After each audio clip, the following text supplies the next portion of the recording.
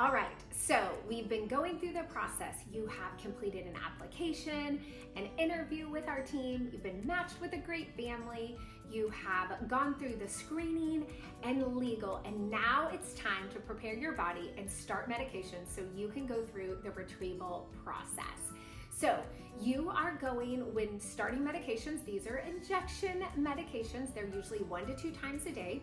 You're gonna get a calendar from your nurse at the fertility clinic. Your coordinator's gonna understand that. Everybody's gonna sit down with you, make sure you know how to administer your meds, that you have the right meds, and support you during that time. But you'll be on medications for 10 to 21 days.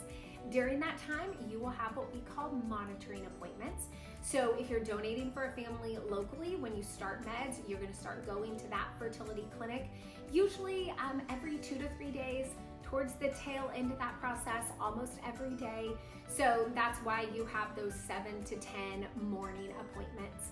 Now, if you're choosing to donate for a family and you're traveling, then you are going to go for that quick trip that we talked about right before you start meds. They call that a baseline appointment.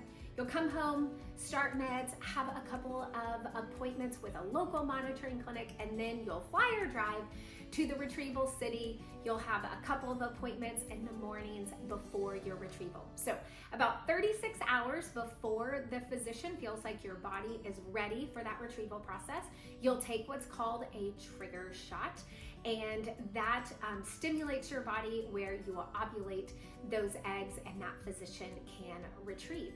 So the morning of the retrieval, you will arrive early. It's just like an typical outpatient procedure, and you will be under general anesthesia but not intubated. The physician will go in with an ultrasound guided needle and extract the eggs. The process is super simple, painless, so it takes you longer to fall asleep and wake up than the actual procedure itself. So after the procedure, you're gonna wake up in recovery like a typical outpatient procedure, and then either head back home or head back to your hotel with your companion to rest. So no kids, no work, no school that day. You are just gonna rest. Most of our donors head back to work or any other responsibilities they have that next day. Now, if you are on your feet all day long, 8-10 hours, you may not feel like going back to work the next day. So you need to think about that. Your ovaries have been through a lot. They've grown a little bit. You're gonna feel a little bloating, discomfort, just like you would on a normal period during medications and then after the fact.